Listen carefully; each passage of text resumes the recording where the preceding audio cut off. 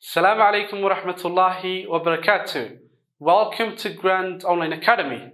My name is Mohammed and I am one of the teachers at Grand Online Academy. In today's lesson, we're going to be talking about the most useful phrases which are used when making requests in English. And they're the phrases that we have on the board. They're the 5 phrases that we have on the board. These phrases are very, very important when it comes to making requests in English. So before we go through the phrases and talk about them one-on-one, let's first take a look at the word requests. Okay, request means the act of asking politely for someone or something. Okay, we use them when we're asking questions. So that is what we're going to be talking about today, and let's get started. Good. Making requests, like I said earlier, we just use them when we're asking questions, particularly polite questions. Good. So here we have phrases. And in these phrases, we are going to use modal verbs. At the very beginning of the phrases, we have modal verbs. Okay? So when it comes to the modal verbs that we have, or the phrases that we have on the board, they're slightly different in terms of basically the level of formality. When it comes to the level of formality, they're all slightly different. So let's take a look at them one-on-one, okay? Can, which is the very first phrase that we have on the board. It's slightly different than the other phrases, okay? So can is the least formal phrase. It's the least formal modal verbs, I should say. It's the least formal according to the other modal verbs that we have on the board, okay? You can use it, but it's slightly informal, okay? Or it's basically less formal than the other phrases. Good. Can you open the door, please? Can you open the door, please? Okay? It's a request. So you want the door open, okay? In other words, you want someone else to open the door for you, okay?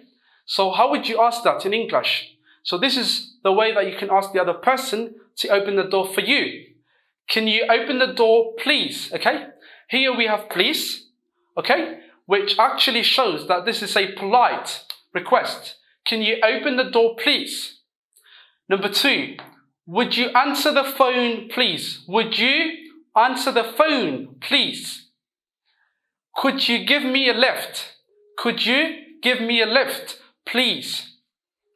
Would you mind opening the window, please? Do you mind me using your computer? Do you mind me using your computer? Okay? So the phrases that we have on the board, like I said earlier, are the phrases that you can use as you're making requests in English, particularly polite requests. Hello, dhammaan soo dhawaada ardayda sharafta badan iyo bulshada Soomaaliyeed. Halkani waa Grand Online Academy. magacaygu waa Maxamed Abiib, waxaan ka mid ahay macallimiinta Grand Online Academy. Maanta waxaynu baran doonaa jumladaha la isticmaalo marka aad codsi qof weydiisanayso ama baad wax codsanayso. dabcan marka noqoto codsi macnaheedu waxa weeyaan qof baad wax ka dalbanaysaa. markaad wax dalbanayso waa inaad si akhlaaqiyana wax u codsato, okay? For example, haddii aad doonayso inuu qof aad ku tiraahdo wadada iska eeg, ku tiraahdo walaal wadada ma iska eegi kartaa, fadlan ma ku dhaafi karaa, waa hadal wanaagsan weeyaan.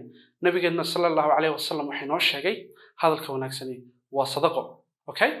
marka basically qofka haddii aad ku qaylisana waa mid aad u xun weeyaan. Good.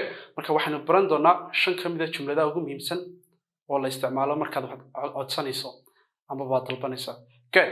Let's get started and get to the board and blono. marka before we get started, and please share the video with your friends and family. fadlan videoga noo share garee oo la wadaag bulshada Soomaaliyeed si ay uga faa'iideystaan.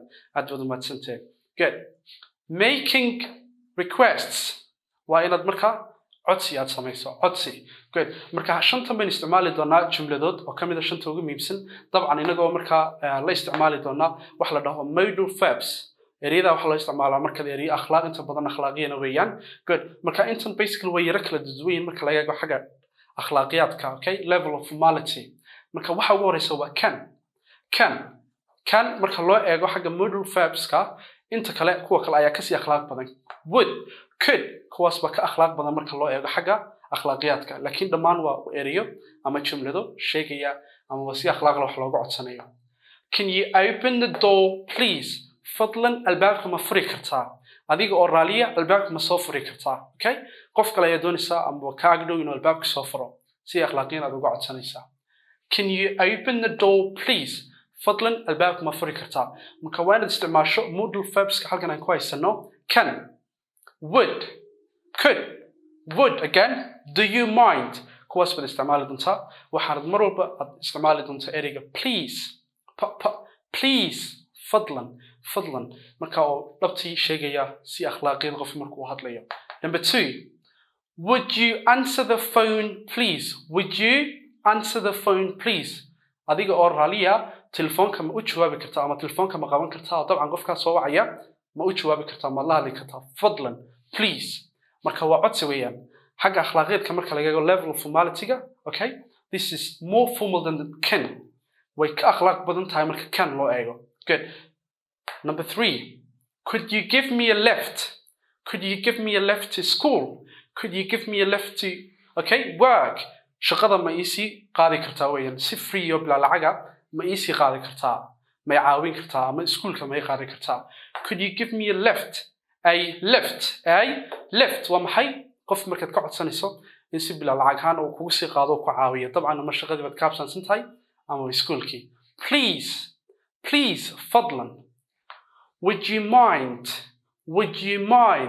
maxaad ka qabtaa ma maxaad ka qabi lahayd? Opening the window haddii aad daaqada furto. Please, waliba adigoo raaliya maxaad ka qabtaa haddii aad daaqada furto adigoo raaliya. Good. Do you mind me using your computer? maxaad ka qabtaa haddii aan yara isticmaalo computerkaaga? That means, would you lend me your computer? telefoonkaaga waxaan ka wada computerkaaga ma yar amahin kartaa? Do you mind me using your computer? Okay, inta in yar amaansiin kartaa oo ma isticmaali karaa computerkaaga. Good. dhammaan marka phraseskan iyo jumladahani waa qaar dabcan marka aad u muhiima oo ka caawin doona inaad si akhlaaq ku dheehan tahay aad wax u codsato. dabcan marka codsiga la eego ama request. Okay, asking someone else for favor. Okay, marka qof kale weydiisanaysa caawinimo ama for help waxaad u baahantahay si akhlaaq ku dheehan tahay qof kale weydiisto. dabcan insha Allah inaad ka faa'iidaystaan ma filaya. aad badan mahadsantihiin. وجزاكم الله خير. See you next time in the next class. السلام عليكم ورحمة الله وبركاته.